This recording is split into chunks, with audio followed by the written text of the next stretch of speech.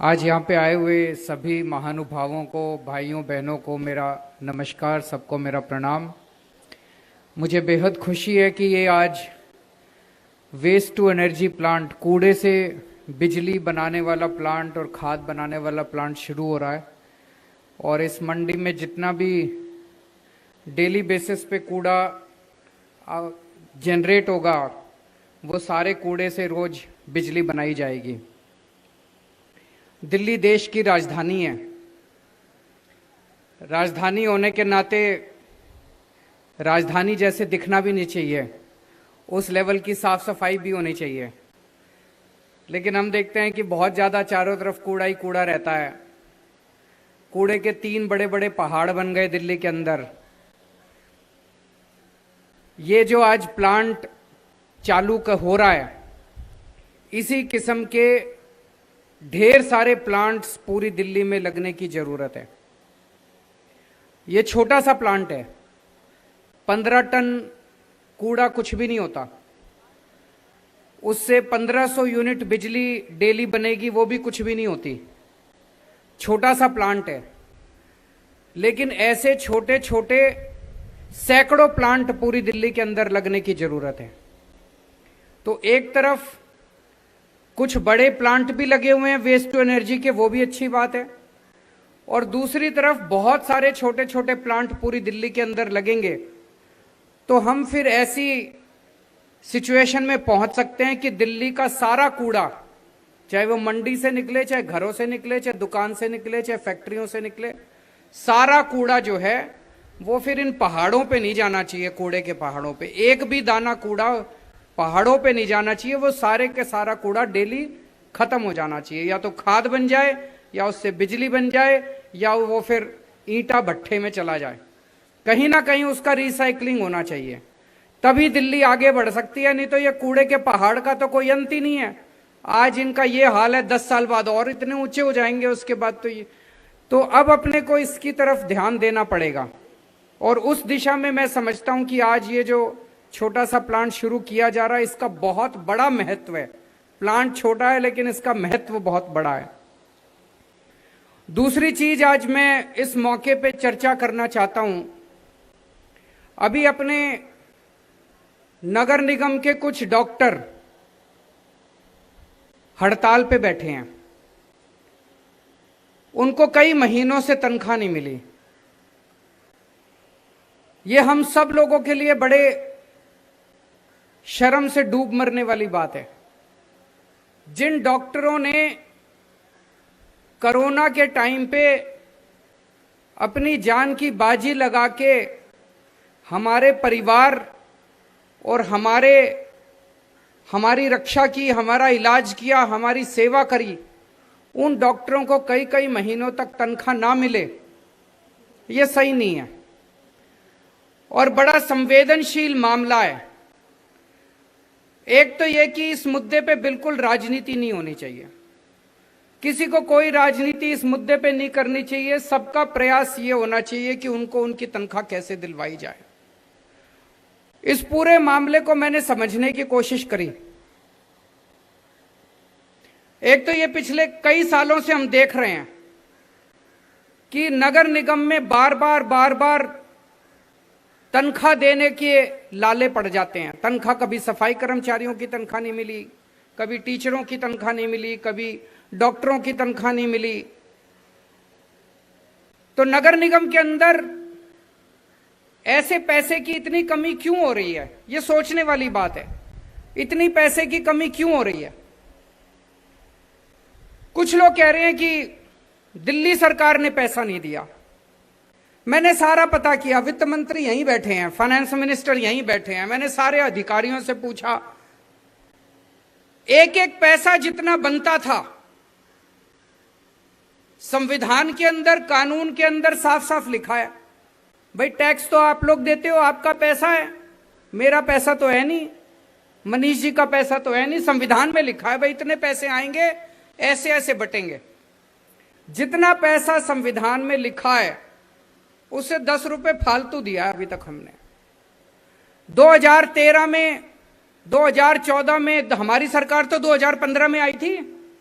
2013 में कांग्रेस की सरकार थी, 2014 में राष्ट्रपति शासन था, बीजेपी की सरकार थी। उन दिनों में जितने पैसे देते थे नगर निगमों को, हम लोगों ने उससे दुगने तिगुने पैसे देने शुरू कर दिए नगर निगमों को। तो वो पैसे कहां गए?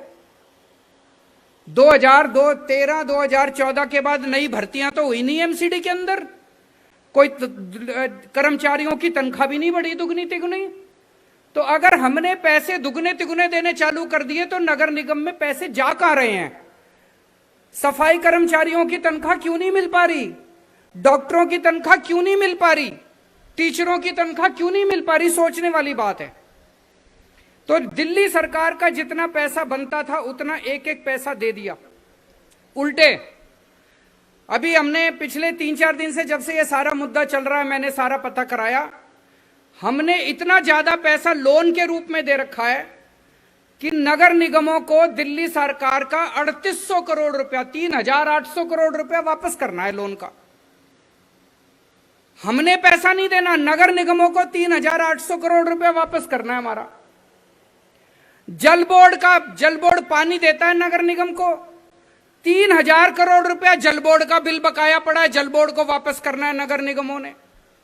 तो हमने तो अपना पैसा उल्टे ले नहीं रखा, उनके पास पड़ा है। फिर मैंने पता कराया तो केंद्र सरकार पूरे देश में जितने नगर निगम हैं उनको ग्रांट देती है। पूरे देश में जितने नगर निगम हैं उनको ग्रांट देती है केंद्र सरकार, 485 रुपए प्रति व्यक्ति के हिसाब से। उस नगर निगम में जितने लोग रहते हैं 485 रुपए प्रति व्यक्ति के हिसाब से। पूरे देश में सारे नगर निगमों को केंद्र सरकार ग्रांट दे रही है। पिछले कुछ सालों से दिल्ली के 3 नगर निगमों को ग्रांट नहीं मिल रही केंद्र सरकार से। पूरे देश में सारे नगर निगमों को ग्रांट मिलती है, दिल्ली को छोड़ के। दिल्ली में 2.25 करोड़ जनसंख्या है, 485 रुपए प्रति व्यक्ति के हिसाब से लगभग 1100-1200 करोड़ रुपए प्रति वर्ष बनते हैं। 10 साल के बन गए 12,000 करोड़ रुपए। 12,000 करोड़ रुपए केंद्र सरकार ने देने हैं नगर निगम के। केंद्र सरकार को देने चाहिए। अगर केंद्र सरकार पैसे नहीं देगी तो नगर निगम कैसे चलेंगे?